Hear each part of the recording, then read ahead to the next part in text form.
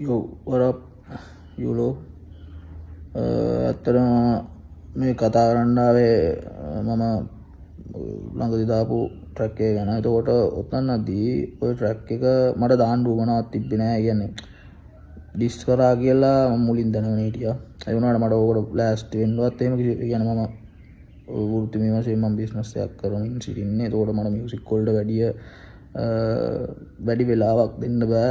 ඒ හින්දා මේ තමයි මම මියුසික් කැරියර් එකෙන් අයින් වුණේ. පහුගිය කාලේ මිනිස්සු දන්නවා මම මගේ YouTube channels ඔක්කොම අයින් කරලා මගේ tracks ඔක්කොම අයින් කරලා හැබැයි මම සමාජයට දෙයක් දුන්න හොඳ දෙයක්.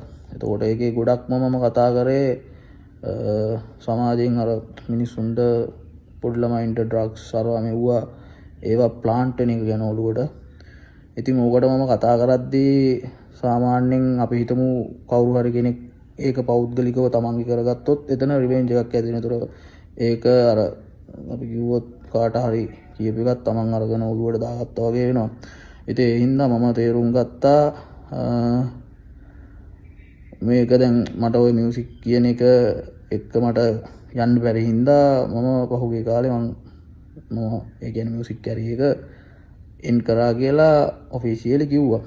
එතකොට ඒක ගොඩක් අය දන්නවා මගේ අහලා සුළු මට ඒ කියන්නේ සුළු කියන්නේ මේ ෆෑන් බේස් එක ඒ කියන්නේ සාමාන්‍ය ජනතාවක් මට රසිකයෝ 100ද 200ද ඔය හිටපු අය ඒගොල්ලෝ දන්නවා මේ මොකක්ද උනේ කියලා. එතකොට මම අයින් වුණාට පස්සේ තමයි එකපාර යම්කිසි ප්‍රශ්න ටිකක් මට එහෙම ආරංචි වුණා සමහර අයගෙන්. එතකොට එකපාර මේ එකක් වෙනවා කියලා මම දැනගෙන හිටියා. ඒ වුණාට ඔයාලට රෙඩි වෙන්නවත් එහෙම මට ටයිම් එකක් දෙන්නවත් මට ටයිම් එකක් නැහැ. මොකද අපි හැමෝටම ඔයගොල්ලොන්ටත් තියෙනවා ජීවිතේ පෞද්ගලික දේවල්. ඒවත් එක්ක අපි යනකොට ඒක පොඩ්ඩක් මානසික පැත්තෙන් බලනකොට මම මියුසික් වලින් පොඩ්ඩක් ඈත් වුණා. ඊට පස්සේ තමයි මට මේ ඩිස් එක ආවේ.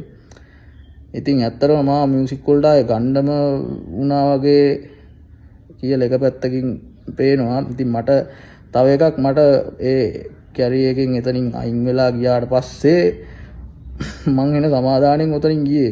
ඒ කියන්නේ මියුසික් ඉන්ඩස්ට්‍රි එකෙන් මම ඩිස් කරලා තියෙනවා මිනිස්සුන්ට.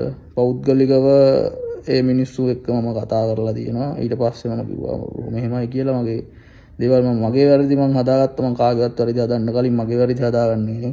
එතකොට මට ඇතුලේ මම දැන් කවුරු හරි අපි හිතමු මට ඇතුලේ සමාදානයක් තියෙනවා නම් මගේ තියෙන්නේ සමාදානෙ විතරයි. එතකොට මට හිතලා බොරු ෆේක් එකක් අරගෙන මිනිස්සෙක්ට බයින්නවත් බල්ලෙක්ට වගේ ගෙවල් වලටයි පවුල් වලටයි ඔක්කොම. එතකොට එහෙම මට කරලා තිබ්බත් මම එතනදී ඒකට වැඩියෙන්ම දේවල් කිව්වේ නැහැ. මොකද සමහර එව්වා එහෙම කියලා තිබ්බා. ඒ වුණාට මම එච්චර අර ඒක එච්චර මේවා වුණේ නැහැ. හින්දා තමයි මම ඔය වගේ. හැබැයි මම ඕකේ පෙන්නුවේ ට්‍රැප් පැත්තෙන් මම ආතල්ලයක් දුන්නා.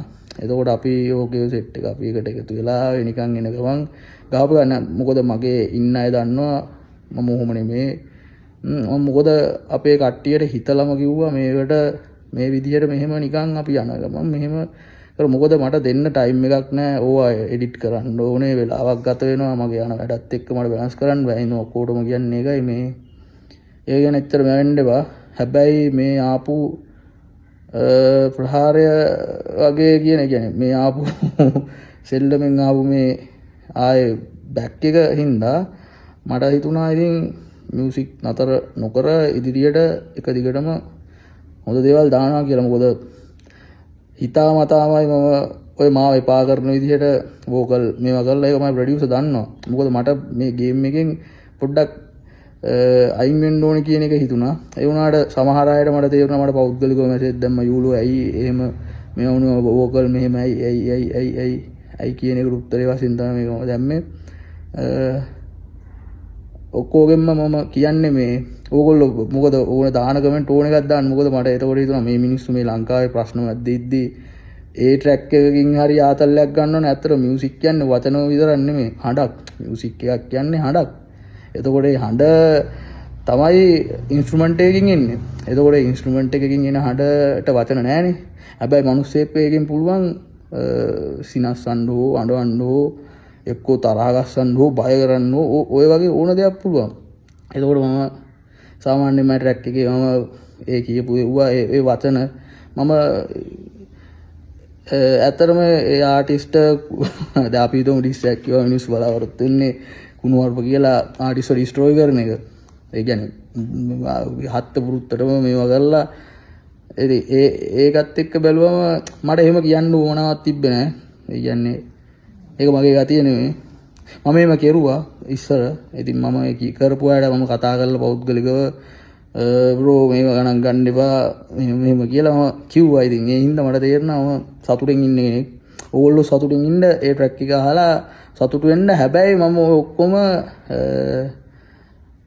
හිතලම ඒ කටහඬවල් ඒ විදිහට ඒවා ඔක්කොම කෙරුවේ මම අර මියුසික් කැරියර් එකෙන් අයින් වෙනවා කියන එකක් ඔළුවේ තියාගෙන. ඉතින් අර ඒ වුණාට බලමු දැන් යන විදිහට මිනිස්සු මට තේරෙනවා මේක අලුත් මේක මියුසික් ඉන්ඩස්ට්‍රි එකේ අලුත් පටන් ගැම්මක්.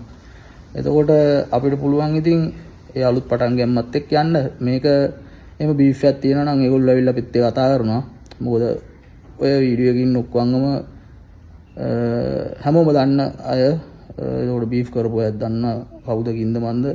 අනික පෞද්ගලිකව බීෆ් කරපු අය අපි එකට හම්බෙලා ඒකට කතා කරලා තියෙන අය එකට පොඩි කාලේ ඉඳලා හම්බෙලා තියෙන අය මං ගාව කරුණු ගොඩක් තියෙනවා කතා කරන්න. මට ඒක මගේ ගතිය නෙමෙයි.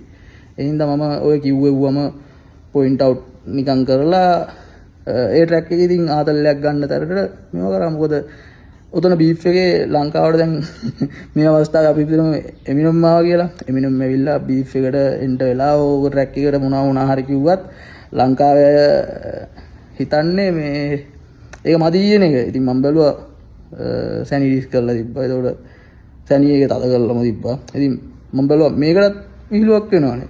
ඒකටත් බයිනවා. ඒකටත් විහිළුවක් වෙනවා. මම බැලුවා මොකක්ද මට තේරුනේ ඒකයි. විහිළු කරනවා නම් විහිළුවක්ම කරනවා. ඉතින් මට ඒක ප්‍රශ්නයක් නැහැ. ඒ හින්දා මේ කවුරුත් දුක හිතන්න එපා. මොකද මට ඔයිට වැඩි ට්‍රැක්ස් ගොඩක් තියෙනවා දෙන්න ඔයාලට. එතකොට මේ අපි වහමු හොඳ විදියට බීෆ් කියන එක. ඉතින් දැන් කාපු අය කාලා ඉවරයි බීෆ් ඔක්කොම. අනිවාර්යෙන්ම ඔක්කොටම ආදරේ. ඒකෙම මගේ මාත් එක්ක හිටපු මුල ඉඳලාම හිටපු අයට පොඩ්ඩක් හිතරිදීමක් සිදු වුණා නම් සින්දුවේ මේ වෙච්ච දේ ගැන. ඒ කියන්නේ වෝකල් එක අර මම ඒවා හිතාමතාම කෙරුවේ පොඩ්ඩක් කට්ටියට එපා කරන එකම. හැබැයි මම හිතන්නේ එපා කරන එක තුලත් වෙනම ඕන කරන ගතියක් තියෙනවා කියලා. ඒකට එක එක මීම්ස් හැදෙන්න ගත්තා අරක මේක. ඉතින් මිනිස්සු දාන ඕන ක්ලිප් එකකට ඒක ගැලපෙන විදිහට සෙට් වුණා. ඉතින් මට තේරුණා මේකෙත් ආදල්ලයක් තියෙනවා. මොකද මියුසිකල් පැත්තෙන් බැලුවම මනුස්සයෙක්ට සතුටක් දෙන්න පුළුවන් නම් බීෆ් එකකින් හරි ඒක කරනවා අනිවාර්යෙන්. ඉතින් මේ ඔක්කොටම අනිවාර්යෙන්ම ට්‍රැක්ස් මොනවා හරි දානවා. හැබැයි මේ වෙච්ච සිදුවීම් එක්ක මට හිතෙන්නේ අර කැරියර් එක එන් කරන්න කියලා මම කියන්නේ පෞද්ගලිකවම කියලා තිබ්බේ. ඊට පස්සේ තමයි මේ ඩිස් එක ආවේ. මට ඒකයි තියෙන මෙව් එක මම ගේම් එකේ ඉද්දි නෙමෙයි. කියන්නේ මිනිස්සෙක් ෆෝකස් එක අවුට් වෙලා මම එතනින් එහාට ගියාට පස්සේ තමයි ඩිස් එක ආවේ. ඉතින් ඒ වුණාට කමක් නැහැ. මම ඒකට යම් කිසි ආදල්ලයක් දුන්නා. අපි කට්ටියම ආදල්ලගේ මිමු ට්‍රැක්ස් දාලා කරලා ඉදිරියට ඒ විදියට. මොකද මම දැක්ක ගිහිල්ලා මිනිස්සු දාලා දිනවා කියන්නේ අහපු මේ කැතම ඩිස් එක කියලා. ඉතින් මම ඒවා පිනුත් කෙරුවා ගිහිල්ලා. මොකද අහපු කැතම ඩිස් එක කියන එකත් මනුස්සයෙක්ට හොඳම ඩිස් එකයි කැතම ඩිස් එකයි දෙකම මතක හිටිනවා. එතකොට අපි මේක එරා එකක ආරම්භයක් නම් මම හොඳටම මනුස්සයන්ට කියන්නේ මතක හිතෙන දෙයක් කරා. හැබැයි ඕක මගේ විදිය නෙමෙයි. මගේ ට්‍රැක්ස් බලපුවා දන්න ඕක මගේ ෆ්ලේවර් එක නෙමෙයි. ඉතින් මට මේ අවස්ථාව මුකුත් කරන්න දෙයක් නැහැ. වුණාට මේ අවස්ථාව නොකරත් බෑ. කවුරු හරි බලාපොරොත්තු වෙන්නේ නැහැ. එතකොට ඕක දැම්මට වැඩි හොඳයි නිකන් හිටියනේ. හැබැයි දැම්මේකිනුත් පොඩි ආදල්ලයක් තියෙනවා. ඔය වගේ ට්‍රැක් එකක් හරි වැටුණොනේ මොකක් හරි. ඒ වුණාට මේ ඉදිරියට ඕවා වෙන්නේ නැහැ. ඒ කියන්නේ ඉදිරියට බලමු. සමහරවිට මෙහෙමයි. මගේ ට්‍රැක්ස් වැටෙන ට්‍රැක්ස් පොඩ්ඩක් අර මේ අන ඒ කියන්නේ දැන් ඇහෙන වලට වැඩිය පොඩ්ඩක් වෙනස් වෙයි. ඒ කියන්නේ අප්ඩේට් එක පැත්තෙන් ඉන්ඩස්ට්‍රි එකේ මේ ලංකාවේ පොඩ්ඩක් ඒක වෙනසක් වෙයි. ඉතින් ඒ වෙනසටත් මිනිස්සු මොනවා හරි කියන්න ඉඩ තියෙනවා. ඒක මම අනිවාර්යෙන්ම දන්නවා. මොකද අලුත් දෙයක් ආපු ගමන් මිනිස්සුන්ට ඉස්සෙල්ලාම එන්නේ රිජෙක්ෂන් එක. ඒතකොට ඒක සාමාන්‍ය ගතියක් ඒක. ඒව ගැන ඔබ දන්නවා. ඉතින් ඒ වුණාට ඒ අලුත් දේ දැම්මොත් තමයි ඒක ලංකාවට ආයේ පරණ දෙයක් වෙන්නේ. ඉතින් මොහොම අපි ඉදිරියට අපි දන්නේ නැහැ මියුසික් ඉන්ඩස්ට්‍රි එකේ ගොඩක් දක්ෂ ඉන්නවා බීෆ් එකේ හිටපු ඔක්කොම දක්ෂයෝ. මම මාව ලොකු කරගන්නේ නැහැ. මම මාව පොඩි කරගන්නවා. මොකද ඒගොල්ලෝ දක්ෂයෝ අනිවාර්යෙන්. ඉතින් මම දුන්න මැසේජස් පෞද්ගලික